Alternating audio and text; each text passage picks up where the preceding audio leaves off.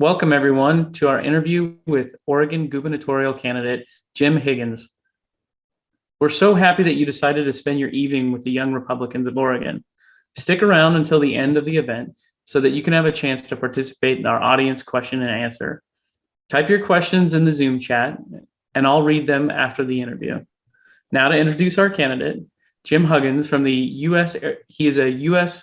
Air Force veteran, the president and CEO of an independent film production company in Salem, and holds 2 doctorates, engineering management and divinity, an MS in engineering and a BS in mathematics. Jim, how did you get into politics? Well, I'm not a politician, so I'm not really in it. I sat back and I've watched the rioting in Portland to begin with, just 100 nights, night after night after night, and watch what I consider to be the political leadership absolutely fail us.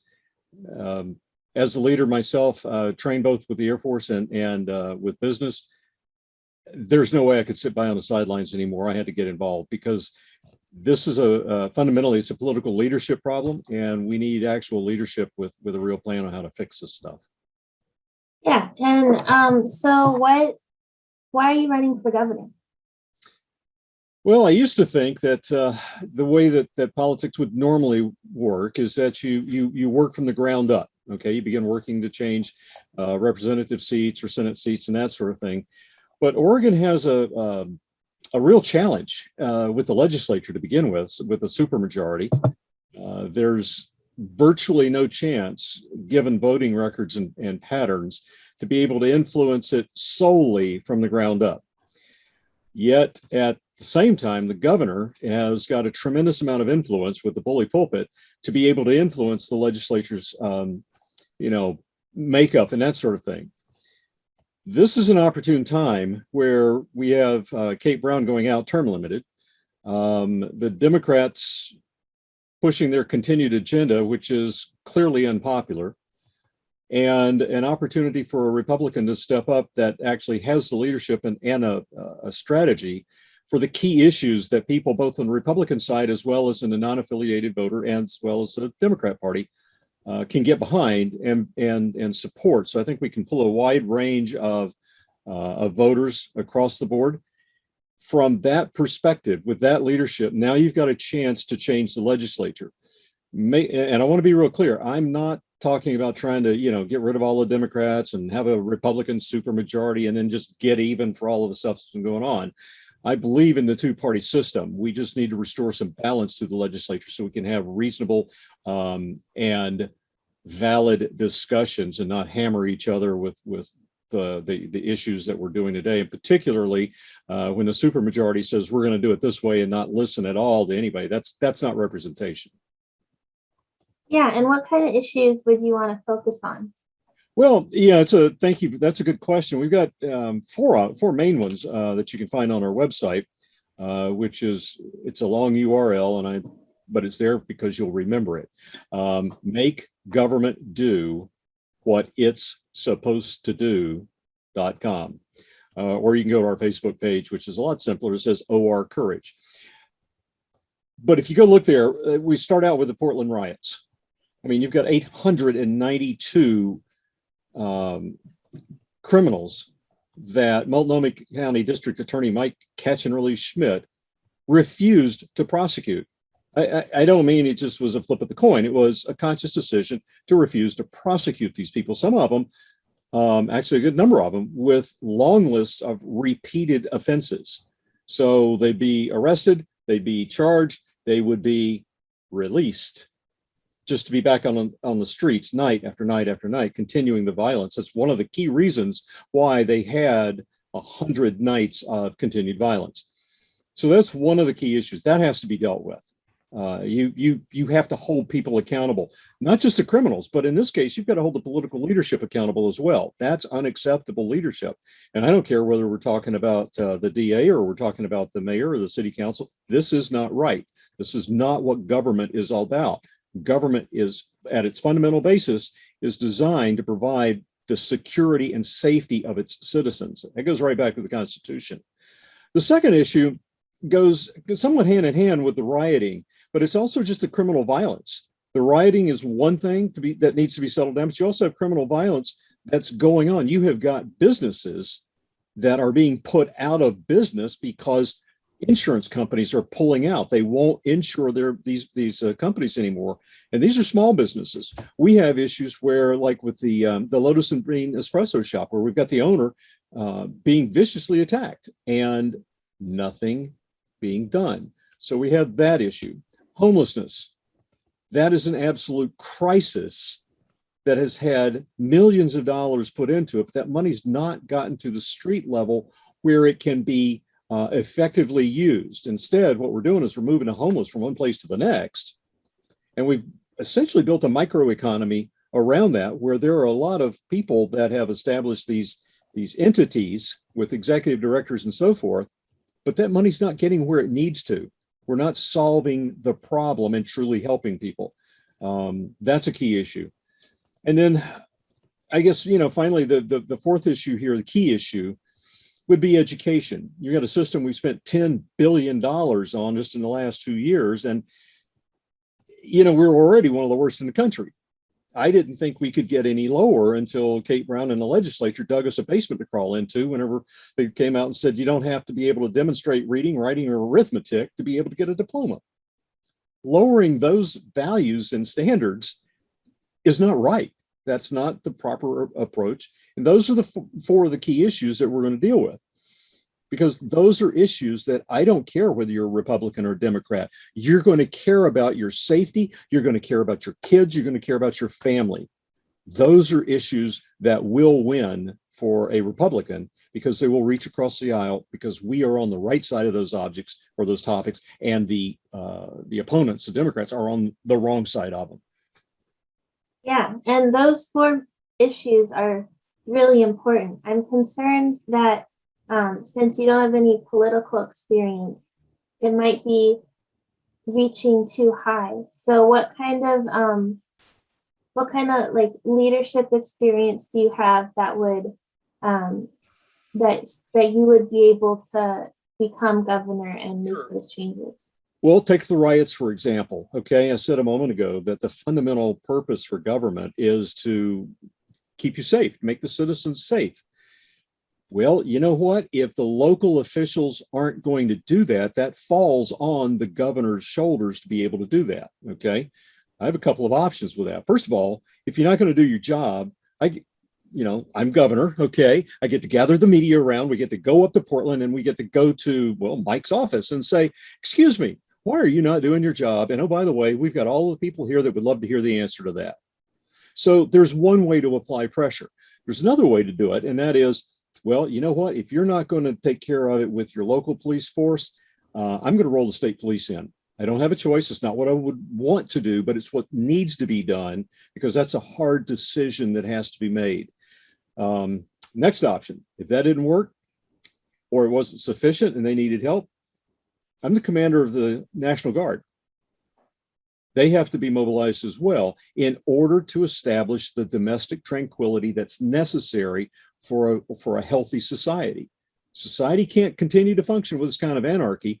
And when you consider the Portland Police Bureau, that they are down hundreds of officers, they can't recruit officers in. Nobody wants to come and put their lives on a line where they know that they're not supported by the city council or the political leadership. That's wrong. That flows into education. Are you going to be comfortable having your child stand on the street corner waiting for the bus to go to school when your Portland Police Bureau issued the statement that they are down 145 officers that were assigned to patrol the school zones, and they've only got one officer left? That's an unacceptable situation. The governor's going to have to take a hard stance on leadership, through leadership, to go do that. That's a pretty straightforward equation in my mind, because I've dealt with that from a military standpoint. You have to make hard decisions in the military. They may not be what you might want, but they are what you have to do in order to settle the situation down and get it under control. then you've got a chance to work the problem. But until then, anarchy will never be a successful way to reign. Yeah, and so you're going to need multiple staffers to when you're governor. And so we're wondering, the Republican Party right now, it's not unified. No, it And isn't. so You're if you absolutely right. win, if you win, will you start the process of unification by hiring the other conservative candidates who are running onto your staff, since you know that they have the same values and want to fight the right fight? Absolutely. In fact, I've looked at the field. I'm kind of thinking, well, I'm going to talk to him about this particular area and so forth, because I'm seeing a lot of talent in the field. The challenge is obviously to find talent that's across the board. The key thing with a leader is not to be an expert in any one thing, but to recognize who the experts are and bring their judgment to bear on the problem. The first thing that I would do would be to consider the talent across the board, certainly from within the Republican Party. But you know what? There are some people that may not be Republican, but they've got some good ideas too. There's got to be a lot of unification that's got to happen here in Oregon. We are dysfunctional right now because we're on such opposite extremes from each other. That has to stop. Yeah, and so I'm wondering if you could touch more on how your military experience has shaped your just yourself and your leadership development, and how it'll help you as governor. I have been very, very blessed, very fortunate to have a number of key assignments in what are called joint operations, or the joint world, but it's Army, Navy, Air Force, Marines, because the joint operational environment is what actually carries out the missions for wherever we may be operating. As such, I've been on what's called the battle staff and have served as an advisor to a number of what we call flag officers, or generals or admirals. The very first one was a 3-star Rear Admiral Jerry Brest. And when I was at Space Command back in the 80s, I served on the battle staff at US CENTCOM. Obviously, with probably the most famous sinks there was General Schwarzkopf. We had General P, General Hoare, and a couple of others shortly thereafter that followed in succession. What I'm getting at is I've had the opportunity to be part of those teams to solve problems in a fairly unconventional manner, but to observe the leadership as to how they accepted the different ideas and threw out suggestions on their own. One of the most poignant examples was during Desert Storm. We came up with a really great, very creative idea of how to take out a target with minimal damage to the surrounding areas. In other words, collateral damage. When it was briefed to the sink asked one question that silenced the room because nobody had thought about it. He said, "What time does the cleaning crew leave?" You're in the middle of a war and you are trying to make sure that you win and that you take out targets and things like that. And not one person had thought about that. So when the question was asked, why, by one senior officer who had enough nerve to question that, said, why is that important, sir? General Schwarzkopf leaned back, he made the statement, because I'm betting that they have grandkids, or at least kids, that are going to want to see them again. And in that moment, in the middle of a very intense conflict between the Allied nations and Iraq, you have a 4-star leader sitting there putting a human face, a human reality, and compassion on it to make sure that we did everything we could to avoid that tragedy. And we did.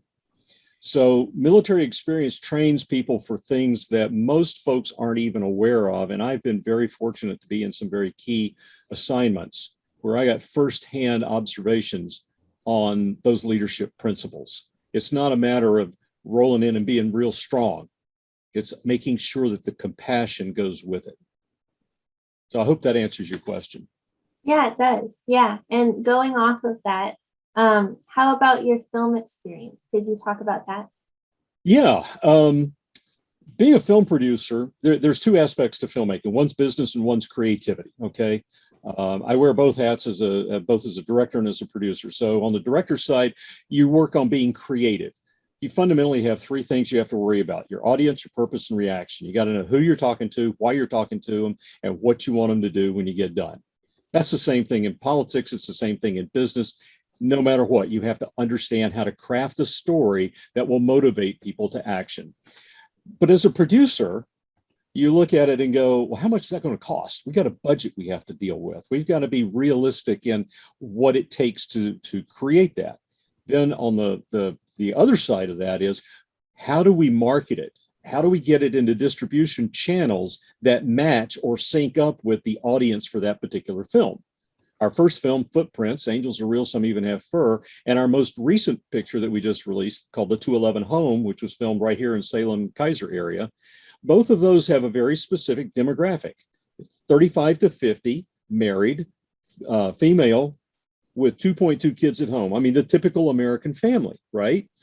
And if you can hit that market, then that will organically go to other markets based on nothing more than, hey, did you see this?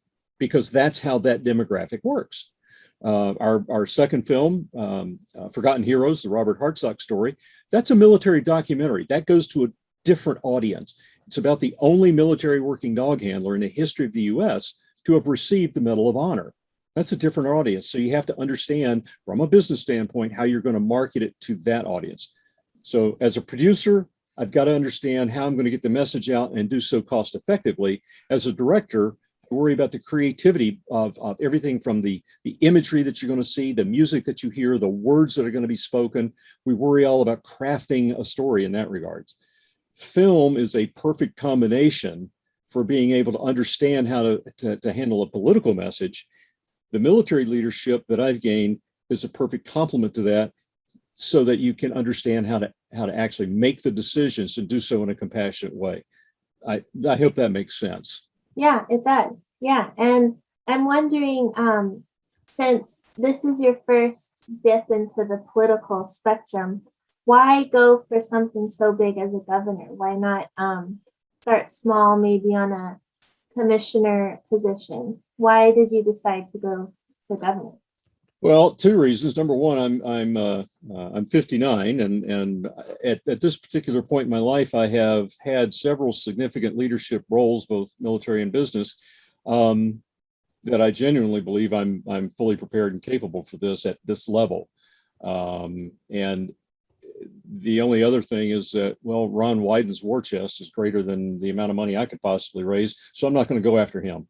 But the state of Oregon, I'll be honest with you, I really feel the state of Oregon is in real serious trouble, and I really believe fundamentally that my leadership and my knowledge is exactly what we need at a statewide leadership level. This is not something that's going to be solved by one commissioner or even a group of them by themselves. They're going to have support from above.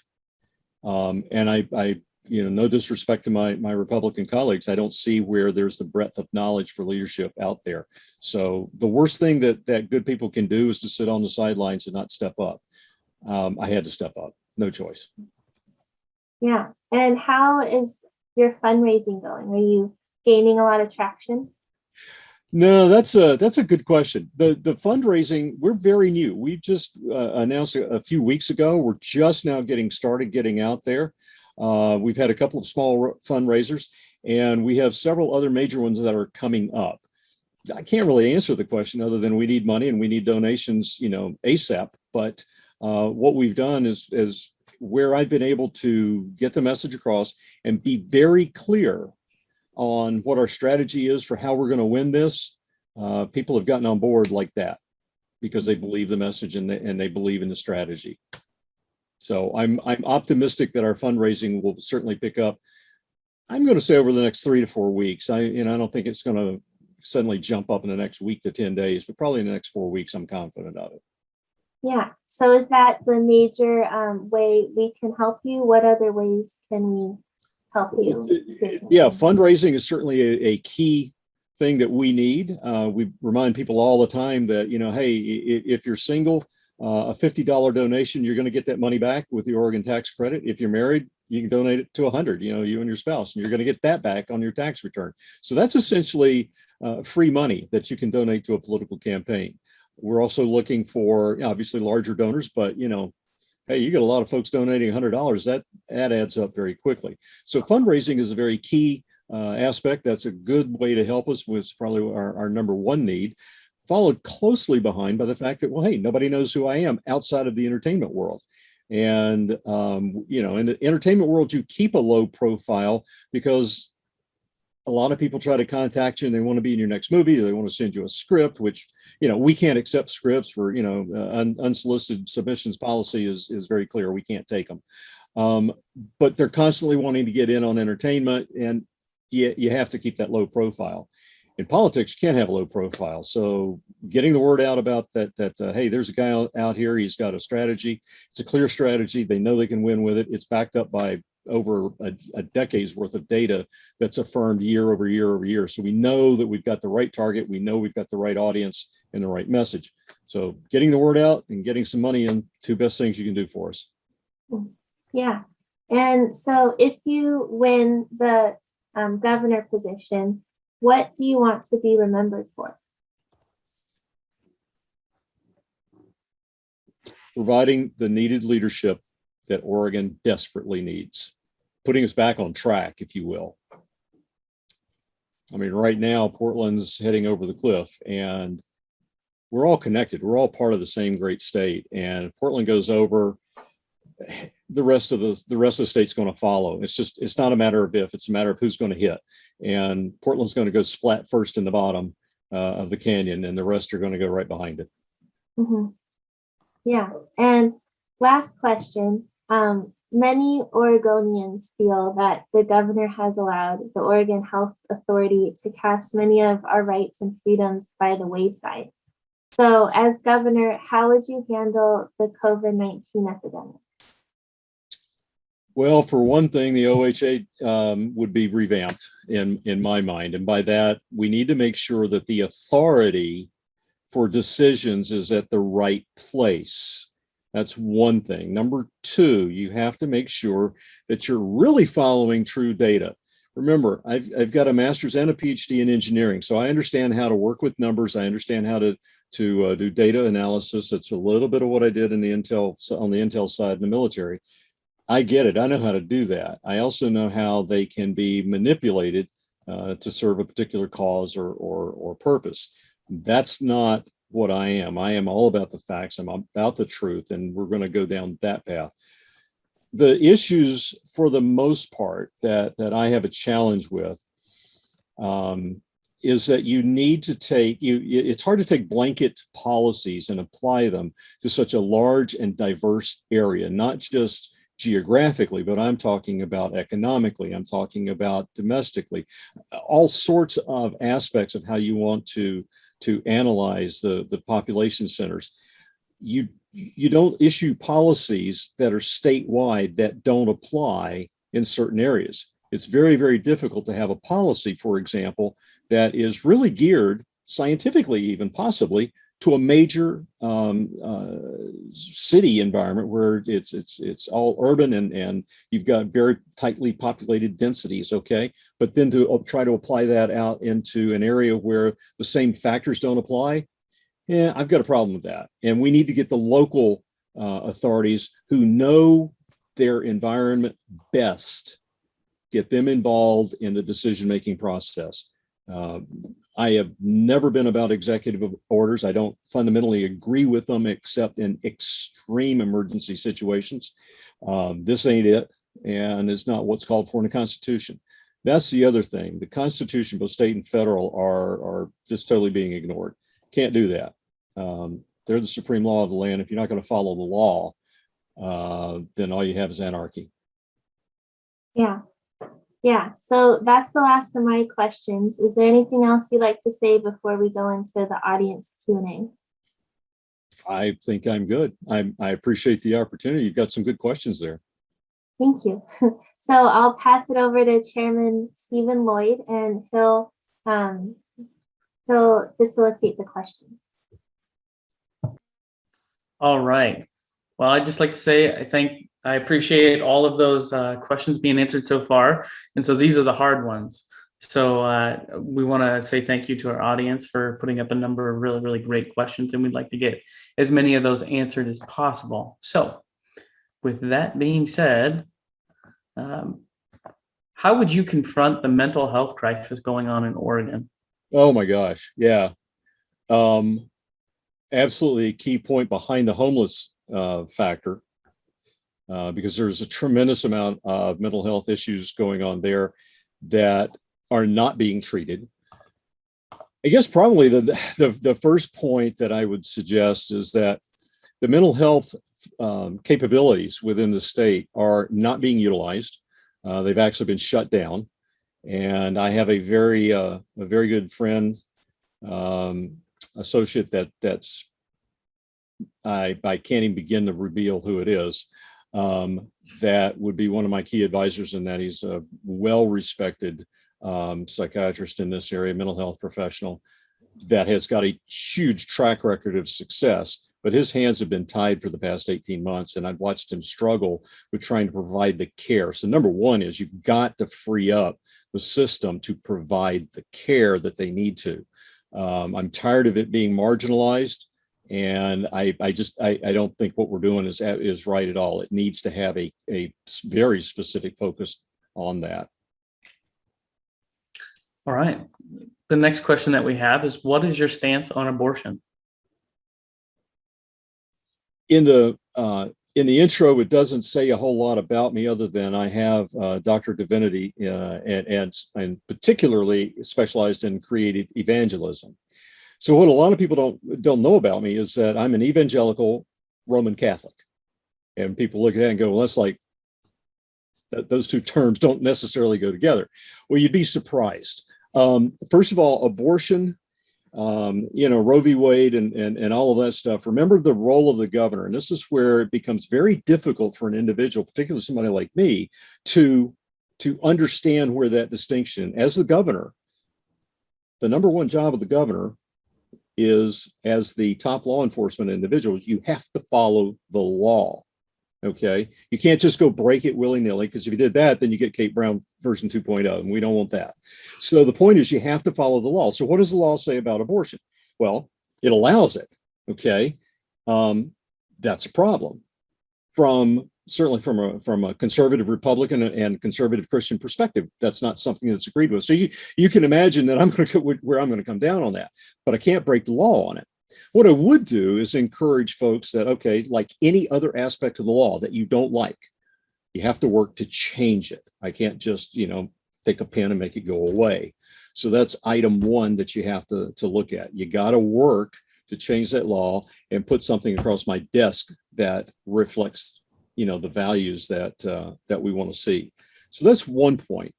The other point is, look for alternatives to abortion. Set up environments and programs that allow for that. Do you know how hard it is to adopt in this state, or if frankly, for the most part, in the United States at all? But where's the compassion to that unborn child?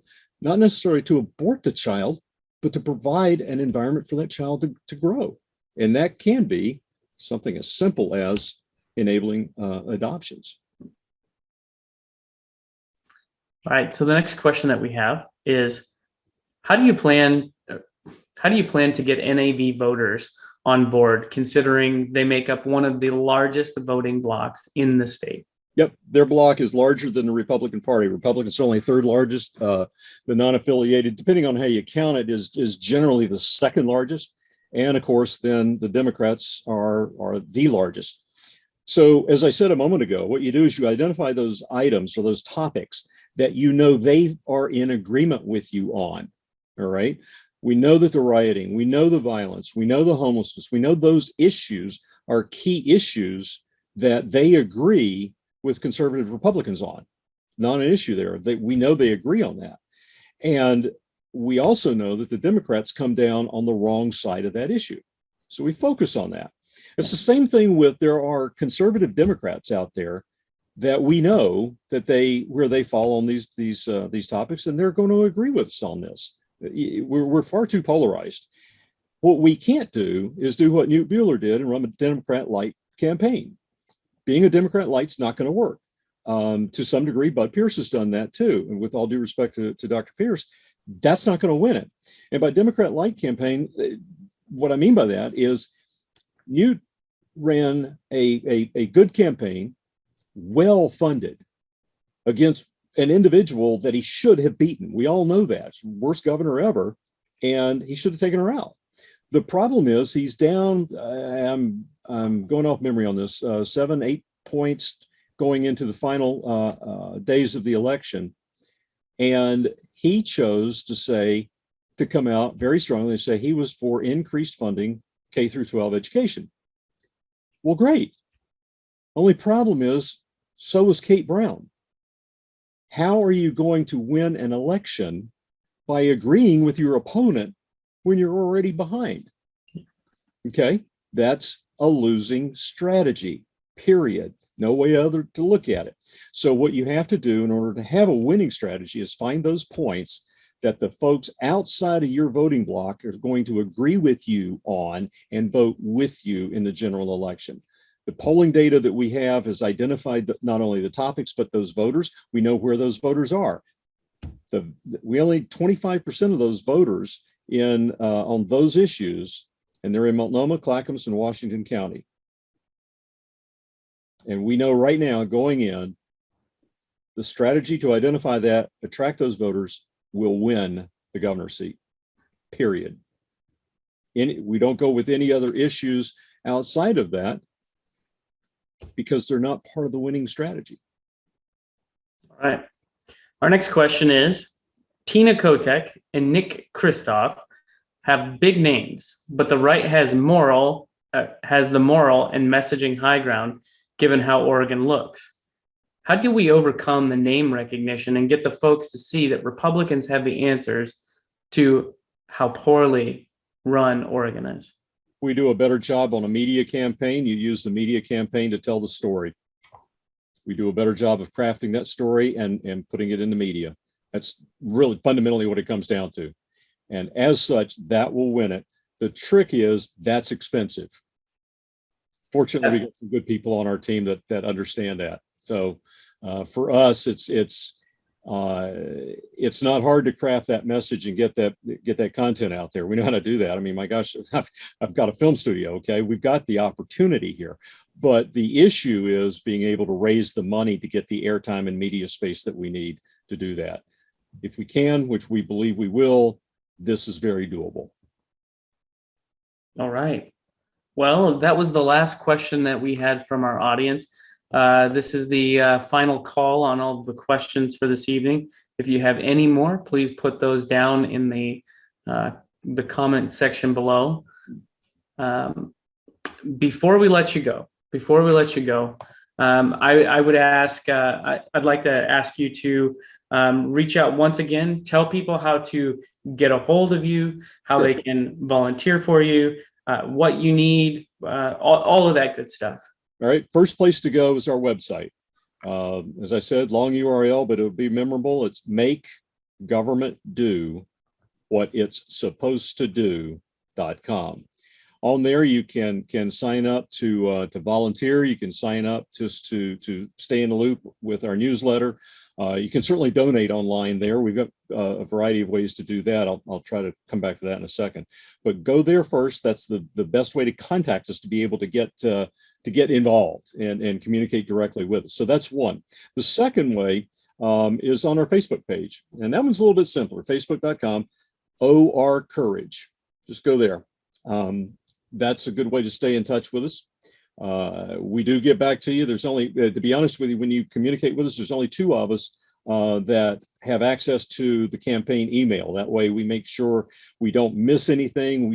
My campaign manager and I stay in touch with each other, well, probably about every 10 minutes, but it makes sure that we don't have somebody fall through the cracks. So we are able to get back and get answers to your questions, or if you want to help out, that too. But in terms of donating, the getting the word out about us is one thing, but the finances are another. You go out to our website, there's support buttons all over the place. You can, if you ever attend one of our events, you're going to be handed a piece of paper. It's got a QR code on it. Just use your smartphone and go up to the QR code, and it'll take you right to the donation page. You can also, we've also got a text to give option where you simply text the word courage to the number 800-500-5858. And that's 800-500-5858. 5858. Take you right to a donation page. And again, you can contribute there as well. So signing up online, you'll get newsletters from us and emails that'll tell you about events that we might be holding, such as fundraisers or rallies or those sorts of things. And on Facebook, we'll post there as we can. We're also trying to post interesting content that will get people thinking. I need people thinking and considering this and not going just off of emotions, because emotional reactions is what got us where we are now. That's what political leadership's all about. And I guess the last thing, I would encourage you guys, specifically the young Republicans. I love what you're doing. I absolutely love it. You are, everything I've seen, you are energized, you are vibrant, and you guys just need to grow. You guys need to grow, get the word out there, because you're the next generation. I think I mentioned this to you before. You know, the Constitution says we established a domestic tranquility for ourselves and our posterity. Well, you're the posterity, okay? I want to try to write the course of this ship called Oregon, and I want to be able to turn it over to the next generation. That's you guys. And so what you can do to help me, other than the other things, is you can be the next generation of the Republican Party and get fired up about it. All right, I really appreciate that. We've got a few more questions that trickled in. Good. Unfortunately, guys, yeah, that's it. We can't really get any more questions in there. These are going to be kind of rapid fire. How are you different from other Republican candidates? Well, for one thing, I'm not a politician. Number two, I have a substantial amount of leadership experience across the board, where you, as I mentioned earlier, where you pull together the knowledgeable experts and you're willing to make the hard decisions that are necessary. That's what I've had to do, whether it's been military or private practice, or even in community service through the Air Force Auxiliary, which is otherwise known as the Civil Air Patrol, who serves a tremendous mission with disaster preparedness and working with the civilian population. So I've got a breadth of ability that the other candidates do not have. The other candidates have some individual pluses, no doubt about it, but they don't have that breadth of knowledge and ability across the board. All right. If you win, how do you plan on working with partisan individuals like Secretary of State Shemia Fagan or Tina Kotek? Well, the first thing that, in my opinion, whenever you walk into what could be considered a hostile environment, okay, if you are the person in charge, you sit down and get to know the people, and you let them get to know you. You don't ride roughshod over anybody. That's your last resort. You work with them as people. You understand their motivations. They have to understand yours, and at that point, you try to forge a relationship. If it doesn't work, you still have your office and your position to fall back on, as this is what I'm responsible for, and I don't back down from it. All right. So a question that's come in a number of times is, how would you, as a Republican governor, change Oregon if the legislature is still extremely blue? Well, the strongest tool, I guess, in the box there is the governor has a wonderful position called the bully pulpit. Go back to Teddy Roosevelt. I have the ability to communicate out as governor to all of Oregon, 4.3 million Oregonians. And a lot of what's going on from our supermajority and a lot of what's going on in the legislature is occurring because people don't know about it. When they find out about it, you get protests and things like that. And we've seen that. But on the other hand, a lot of what's going on, the people simply don't know. And as governor, even if I'm still dealing with a predominantly blue legislature, I get to tell people what's going on. That is not happening today. That's the number one thing I get to do as governor. I do believe that we will have a much more balanced legislature after 2022. I believe that. And that's what I want. I want a balanced legislature. Like I said before, I don't want it all Republican. And we don't need to go back with a Republican supermajority, and hammer the Democrats, say you were bad to us, now we're going to be bad to you. That's vindictive. That doesn't solve the problem, and that doesn't help anybody. What does help is demonstrating what this two-party system is supposed to work like. So that's really the fun. That's why we came up with it. It's having the courage to make government do what it's supposed to do, not what it is today. So this last and final question, we received it 3 different times.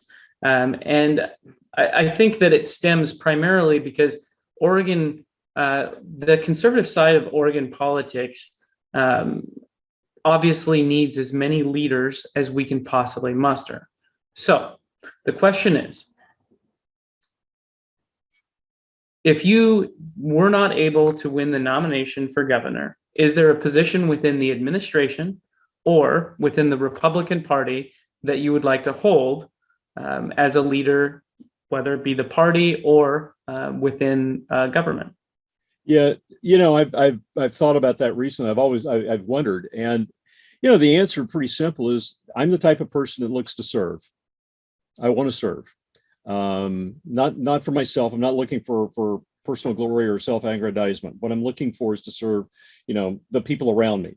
So from that standpoint, it would depend on what the opportunity is, because it might not be something that fits within my my wheelhouse or within my skill set. I don't know, but I would certainly keep that option open, that if there is a way that I could serve Oregon and people around me think, yeah, you really are the right person for this, we need to have you as part of it.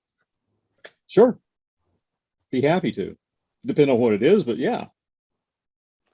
Well, that's all of our questions for this evening. And once again, I'll give you that opportunity. Is there anything that you would like to add before we end our wonderful evening with you? Well, I appreciate that. Just get involved, not just with my campaign, but with the political environment. There are a lot of Republican candidates that are going to be running, both at the local level as well as at the federal level. Get behind them, get to know them, support them if your conscience tells you to do that, both with your vote and with your wallet. Same thing with us. Need your vote, need your wallet, need your help. Whatever you can do and feel comfortable doing, we'll be happy to have you on board with that.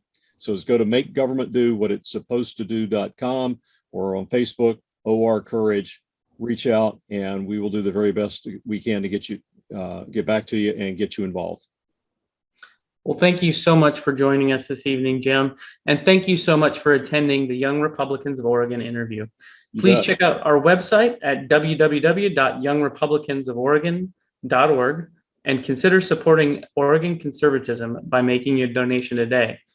Email the Oregon Young Republicans at gmail.com if you'd like to get involved with the YRO. And we'd love to see you at our next event. Have a good evening, and thank you very much. Thank you.